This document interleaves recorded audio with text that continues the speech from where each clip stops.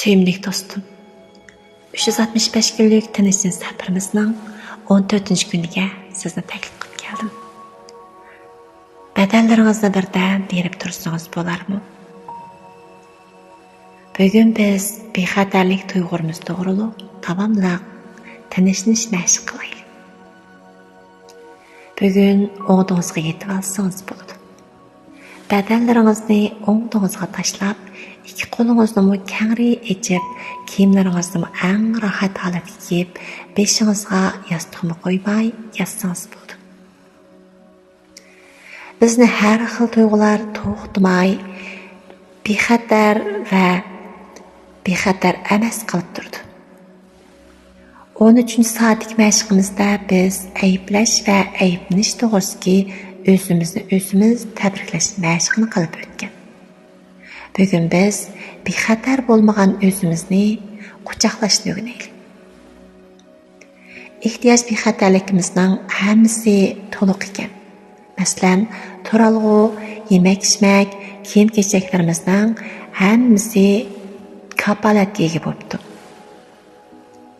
Men o'zimning badandagi bexatar emas taraflarim bilan uchrashib baqsam, ulardan qochmasam deb o'ylayapman. Qechib hech qanday ishni hal qilib bo'lmaydiganligini o'zim bilaman. Ammo buningga yuzlanmayotgan o'zimni pat-pat uchirtib qelyapman. Men davomli bexatarlik tuyg'usini izlaydi ekanman. Mening bugun tinch bo'lib, o'zim bilan bexatar bo'lmagan o'zim bilan uchrashib boqqim kelib qoldi. Bexatar bo'lmagan o'zimning kayfiyatlari qandaqroq turib etdi. Badan holati-chu, chiroy ifodasi-chu. Bexatarlikni to'xtamay o'zim g'oyaviy orzu qilgandan bexatar his qilmayotgan o'zimni ko'rib kelay. Bexatar his qilmayotgan o'zimning qo'rsiq ochdimi, muzladimi, u qandaq holatlarda bo'lyapti? Bexatar his qilmagan o'zimni ko'rib, shunday o'ylab qoldim. Men bexatar his qilmagan o'zimni shu yerda qo'yib qo'yib, yana bexatarlikni izlab etibdiman. Undaqda bexatar bo'lmagan o'zimni qutqizib olsamla, shunchalik azoda keng kushada bo'lgan o'zim bilan uchrashib qolganman. Bugun o'zimning bexatar bo'lmayotgan holatdagi o'zim bilan uchrashib olganimni tabriklagim kelyapti. Hech qisi yo'q. O'tgan ishlarning hammasi o'tdi. Biz ular endi vaqt va his tuyg'ularimizni isrof qilishimizning bak zaruriyati yo'q. Endi zarur bo'lgani o'zimizni o'zimiz yangi zapas energiyani qachlab, texmo keng bo'lgan ko'z qarashimiz bilan o'zimizga yuzlanish. Bexatar his qilmagan o'zimizni yana inchikroq ko'zda boqaylik. U qayerda ekan? Shunda qo'rqib ketgan vaqtingiz bo'lishi mumkin. Balkim u boshqalarning sizni ayblagan vaqti, balkim pulingizning qolmagan vaqti, balkim yuz obro'yingizning daxli taruzga uchragan vaqti, balkim jismoniy jihatdan zaxmiga uchragan vaqtingiz bo'lishi mumkin.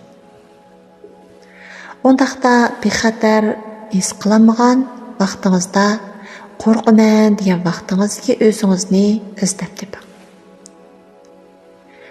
İzlab tepishning o'zimi badaningiz uchun bak cho'ng natija. Bexatar his qilmagan shu o'zingizni birlikda izlab boqaylik. U qancha yoshlarda? Qayerda qolib qolgan? Uni tepib olgan vaqtingizda kayfiyatingiz qandaqroq bo'ldi?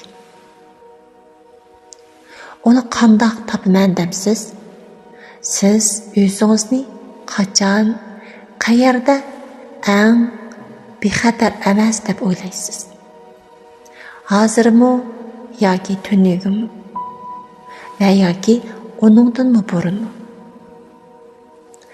Biz aldı bilan özümüzning bexatar his qilamagan holatga vaqtimizni tep chiqaylik. Lekin özümüzning ehtiyoj bexatarligimizning eng cho'ng o'rinda turadiganligini ham ehtiyoj bexatarligimizning to'liq kafolatga ega bo'layotganligini badnimizga eskartib turaylik. Kiyim-kechak, turalg'u, yemak-ichmak bexatarligi bizda to'lib turdi. Siz topolmayotgan shu bexatarlik tuyg'usini bugun biz izlab baqaylik. Bu bexatar his qilamagan holatingizda siz yolg'izmikansiz? Siz kichikmikansiz? Siz qayerda ekansiz? Siz qaysi faslda ekansiz? Siz u yerda zodi nima ish qilyapsiz? Badan o'zining aslimlarini bir-birlab aslab chiqalaydi. Badanimizning aslimlarini aslab chiqishiga vaqt beraylik. Bu vaqtimiz dal tinishlanish vaqtimiz bo'lsin.